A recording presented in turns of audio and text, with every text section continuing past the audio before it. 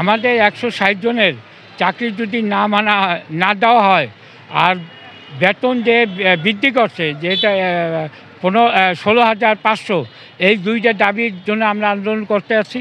আমাদের এই দাবিগুলো যদি না মানা হয়, তাহলে আমরা বৃহত্তম আন্দোলনের দায়িত্বে বাধ্য থাকব এবং প্রয়োজন হলে সারা বরিশালে কাজগুলো আমরা বন্ধ করে দেব। আর নগর ভবনে আমরা অনশন ধর্মঘট করব। যেদিন অনশন ধর্মঘট করব সেদিন থেকেই কাজগুলো বন্ধ থাকবে, আমরা কাজ কেউ করব না। এইটা হলো আমাদের বক্তব্য। আর আমাদের হলো যে আমাদের দাবি আপনি অতি রিসেন্টলি মানিয়ে নেন। যদি মানিয়ে নেন, আমরা সবাই ঘরে উঠতে কাজকর্ম করি, মালিয়া পোলা নিয়ে খাইতে পারি।